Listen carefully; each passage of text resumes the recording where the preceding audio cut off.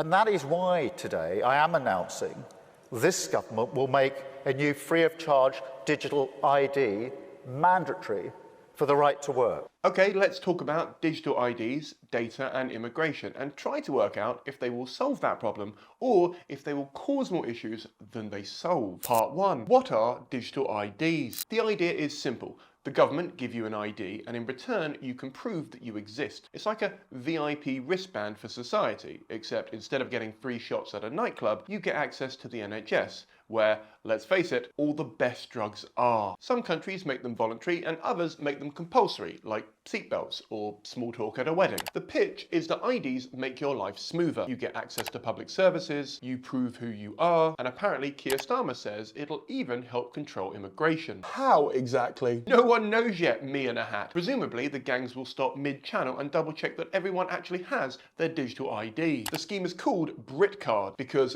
Big Brother card sounded too on the nose and the flag wavers need something new to waggle in our faces. And it's also not like some of us are a devolved nation or anything. We've actually done this before. In World War II we had ID cards, but by 1952 they'd been scrapped because the police started asking to see them for basically any reason at all. The idea stayed dead and buried until about 2009 when Tony, I invaded Iraq for a laugh Blair, decided the government needed a giant database of everyone's addresses, national insurance IDs and biometric data, because why not? The scheme got scrapped by the Tory Lib Dem coalition because it was too costly and not necessary. Their words, not mine, but also my words. Part 2. Why now? There are many reasons why Keir Starmer might be bringing this up now.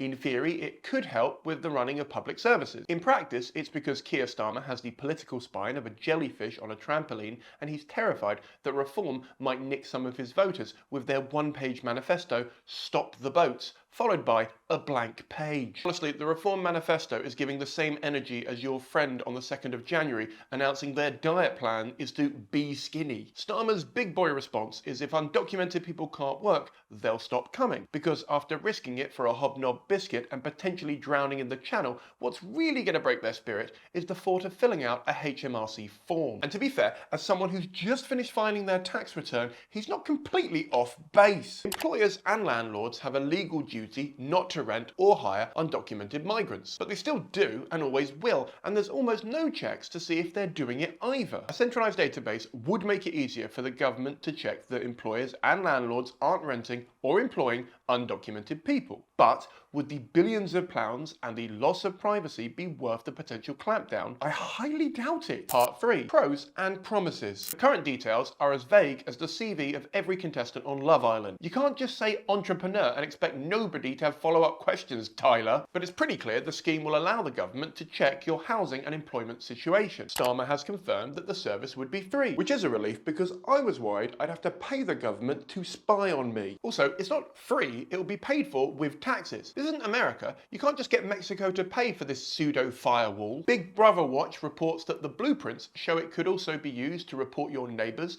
and be linked to the bank account that you use to receive your benefits, meaning the government would get to see your bank balance and what you spend your money on. The director of Big Brother Watch, Rebecca Vincent, said we are sleepwalking into a dystopian nightmare where we'll have to go through daily digital checkpoints just to live our lives. I was promised hoverboards, not this shit. Part 4. Concerns and criticisms. Nearly 3 million people have signed a petition telling Starmer where he can shove his digital IDs, but the likelihood of any government taking any petition seriously is about as rare as rocking horse shit. However, it would be nice to see it debated in Parliament, as it wasn't before it was announced. After all, a lot of countries have digital IDs and don't exactly hate them. And even today, as I was writing this, 51% of Switzerland voted in favour of introducing voluntary electronic identity cards. I can't see anything going wrong with a vote result this close. And to his credit, which I don't say very often, it appears Starmer has managed to unite a lot of people from the left and the right over the hatred of this bafflingly stupid idea. There's also no evidence to suggest that countries that currently have digital IDs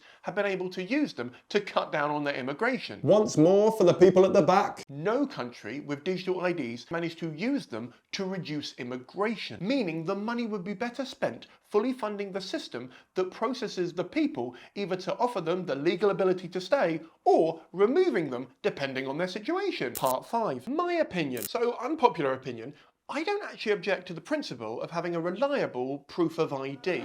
Hang on. However, I have serious concerns about the UK government's ability to safely manage it. In my lifetime, no UK government has had a good track record with IT projects. From obtaining them to maintaining them, they are consistently bad, and I've not seen a single reason why this one would be any different. The system's going to be outsourced to a private company. It's not going to be run by the government. Well, me in a hat, did you actually think that was going to win a point in this argument? In the last few months alone, major companies up and down the UK have had more leaks than a care home. Just because you're a private business doesn't mean that you are looking after people's data correctly. Why would putting all of our data in one place magically make it immune to hackers? It's genuinely amazing me how Labour under Starmer seemed to be speedrunning all of the least popular ideas from the previous Tory governments. A digital ID system won't tackle illegal immigration or organised crime because people operating outside of the system will continue to operate outside of it. Instead, the only real winners will be whichever shareholders have invested in the private business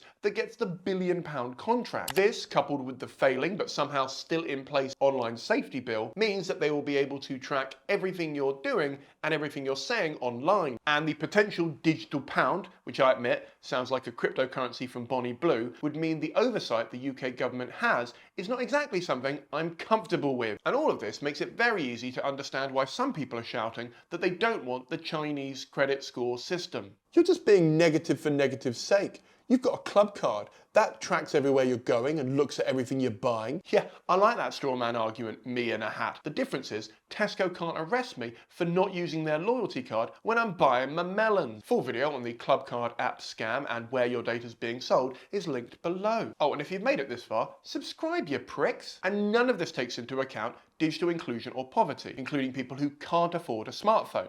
Because apparently, in Keir's Britain, if you can't afford an iPhone, you don't get to exist. And let's not forget London, where phone theft is basically an Olympic sport. So I guess if your phone gets snatched, you don't exist anymore? I don't know. And what if your phone dies? Do you cease to be British at 3% battery? There's also no mention of reimbursing me for the unpaid labour that I'm going to have to do to get my parents set up on this scheme, because there's fuck all chance they'll be able to do it alone.